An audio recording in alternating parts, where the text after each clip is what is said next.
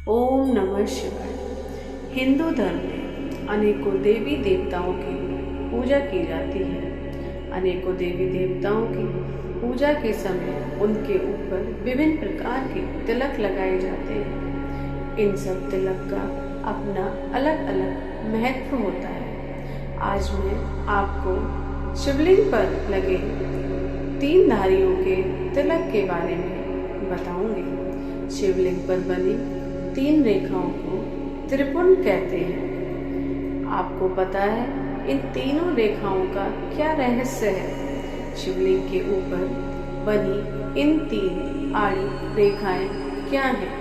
आइए जानते हैं कि इन रेखाओं का क्या रहस्य है, इनके लगाने का तरीका क्या है एवं शरीर के कौन कौन से भाग हैं जहाँ ये त्रिपुंड हम लगा सकते हैं। शैव परंपरा अर्थात शिव को मानने वाले भक्तगण अपने माथे पर इन आड़ी रेखाओं को धारण करते हैं। भगवान भोलेनाथ के माथे पर या शिवलिंग पर भस्म या सफेद चंदन की आड़ी धारी लगाई जाती है। ये भगवान शिव के श्रृंगार का ही एक भाग होता है।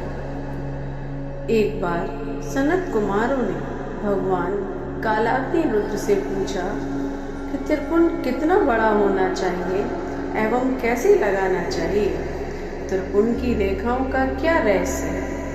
तब भगवान कालाग्नि रुद्र बोले, बीच की 3 उंगलियों से भस्म लेकर भक्ति पूर्वक ललाट में त्रिपुंड लगाना चाहिए। ललाट से लेकर नेत्रों तक, मस्तक से लेकर भौहों तक त्रिपुंड लगाना चाहिए। यह बाएं नेत्र से दाएं नेत्र तक ही लंबा होना चाहिए। ये रेखाएं बहुत लंबी होने पर तप को एवं बहुत छोटी होने पर आयु को कम कर देती हैं, अर्थात इन्हें सही प्रकार से ही लगाना चाहिए। त्रिपुंड की तीनों रेखाओं में से प्रत्येक के 9 देवताएं हैं जो सभी अंगों में स्थित हैं। त्रिपुंड लगाने से 27 देवों का आशीर्वाद मिलता है।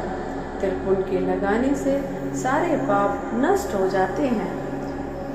त्रिपुंड की तीनों रेखाओं में प्रत्येक में 9 देवताएं जो निवास करते हैं। अब हम उनके बारे में जानते हैं।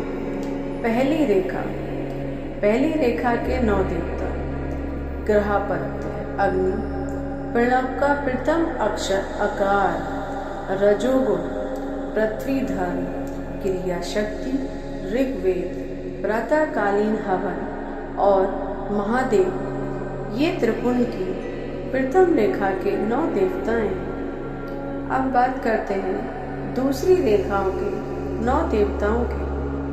पहले दक्षिणार्थी, प्रणव का दूसरा अक्षर उकार, सत्वगुण, आकाश, अंतरात्मा, इच्छा शक्ति, यजुर्वेद, मध्यन के हवन और महेश्वर ये दूसरी रेखा के 9 देवता हैं। अब बात करते हैं तीसरी रेखा के 9 देवताओं की। आहावनीय अग्नि, प्रणव का तीसरा अक्षर मकार, तमोगुण, स्वर्गलोक, परमात्मा, ज्ञान शक्ति, सामवेद, तीसरे हवन और शिव ये तीसरी रेखा के 9 देवता हैं। शरीर के भाग जहाँ हम ये त्रिपुंड लगा सकते हैं उनके बारे में बताने से पहले यदि आपको मेरे द्वारा बताई गई ये जानकारी अच्छी लगती है तो मेरे चैनल को सब्सक्राइब अवश्य कर दीजिए और वीडियो पर हर हर महादेव को जरूर लिखिए। शरीर के 32,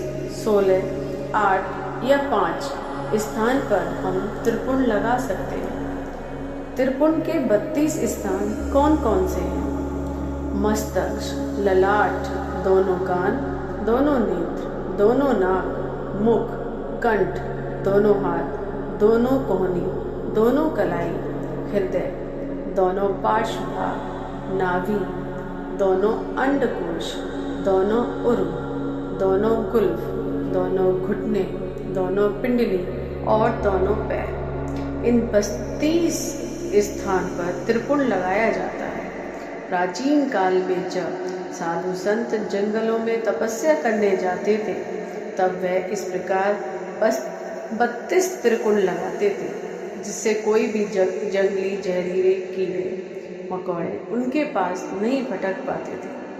अब जानते हैं शरीर के वह 16 भाग जहाँ त्रिकोण लगाया जाता है। मस्तक, ललाट, कंठ, दोनों कंधे, दोनों भुजाएं, दोनों कोहनी, दोनों कलाई, हृदय, नाभि, दोनों पसलियाँ तथा पृष्ठभाग में त्रिकोण लगाने के 8 स्थान। गुहा स्थान, ललाट, दोनों कान, दोनों कंधे, हृदय और नाभि।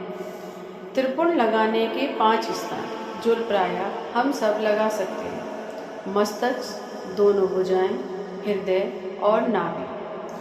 आपने त्रिकोण के बीच में एक लाल रंग का बिंदु देखा होगा। यदि त्रिकोण के बीचों बीच रोली से ये तिलक बना देते हैं तो उसे गौरी शंकर तिलक कहते हैं। कुछ लोग बिंदु लगाकर ऊपर से त्रिकोण बनाते हैं तो कुछ त्रिकोण बनाकर ऊपर से रोली का बिंदु लगाते हैं। यह बिंदु माँ शक्ति गौरी देवी का प्रतीक है। अब बात करते हैं वैज्ञानिक महत्व की। त्रिकोण का क्या वैज्ञानिक महत्व है?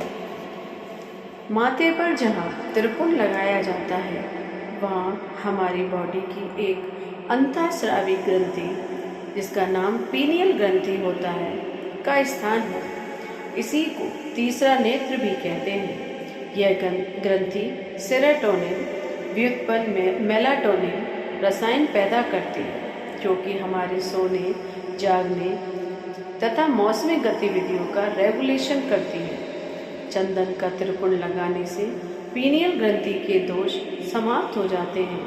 पीनियल ग्रंथि के दोष ज़्यादातर ऐसे लोगों में होते हैं जिनकी दिनचर्या सुचारू रूप से नहीं चलती, जो अक्सर तनाव की स्थिति में रहते हैं। कर्म के अनुसार भी त्रिकोण का निर्धारण किया गया है।